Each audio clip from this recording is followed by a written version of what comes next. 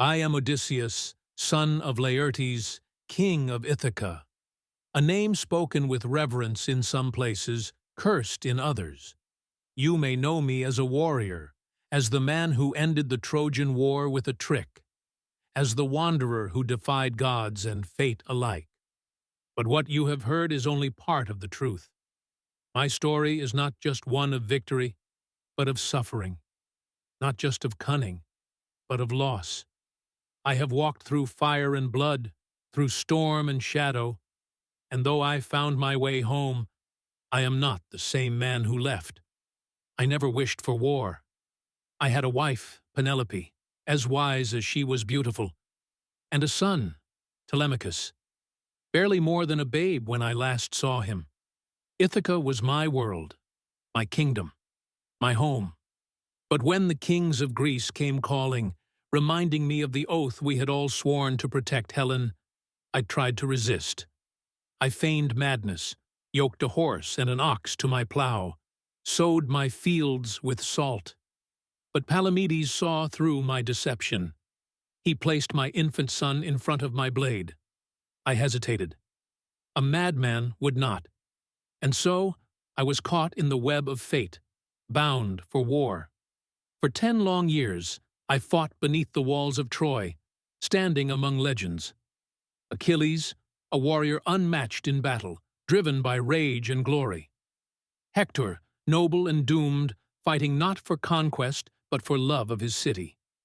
Ajax, a tower of strength, who would sooner fall on his own sword than live in dishonor. And I was never the strongest, never the fiercest, but I was the cleverest. My mind was my weapon, my words sharper than any blade. And when brute force failed us, it was I who devised the plan that would bring Troy to its knees. The Trojan Horse. A gift left at their gates. A hollow wooden beast filled with warriors, hidden in its belly. The Trojans, believing us gone, dragged it into their city, celebrated their victory. And when night fell, we struck. We opened the gates for the waiting Greek army. Troy burned. Their warriors were cut down, their king slaughtered. And as the flames devoured the city, I thought my part in this story was done. But the gods had other plans.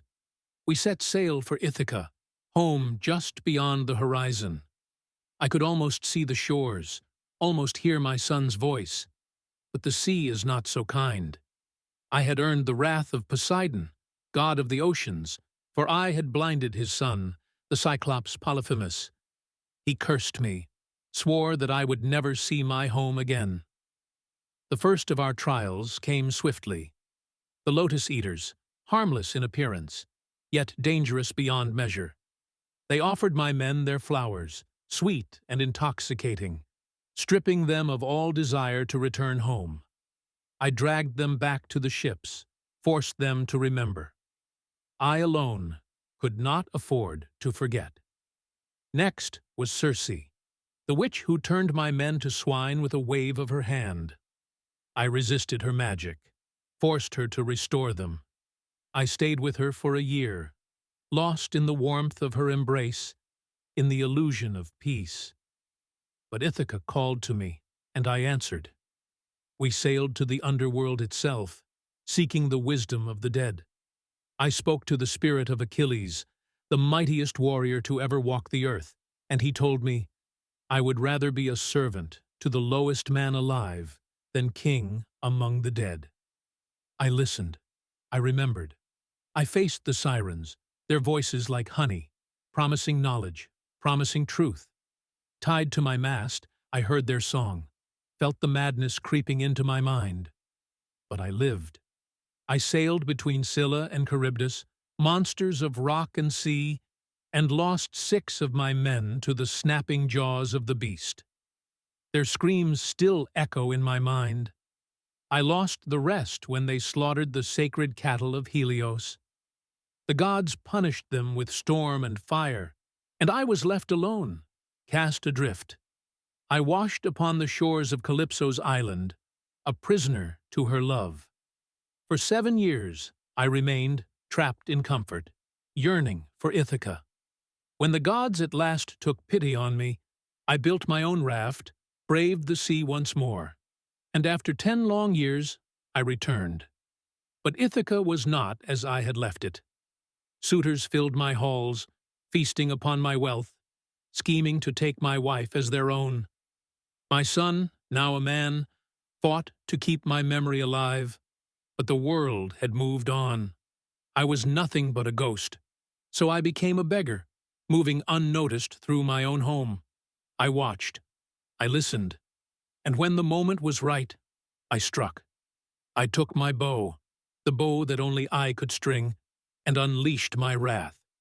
The suitors fell one by one, my halls awash with their blood. And when the last lay dead at my feet, Ithaca was mine once more. I was home. But what is home when you are no longer the man who left? They sing of my cunning, my victories, my triumphs. They do not sing of the nights I spent staring at the stars, wondering if I would ever see my wife again. They do not sing of the men I lost, the friends left behind in unmarked graves. Glory fades, stories twist. The truth is simpler. I am Odysseus. I am a man who wanted only to return home. And in the end, that is all I ever truly fought for.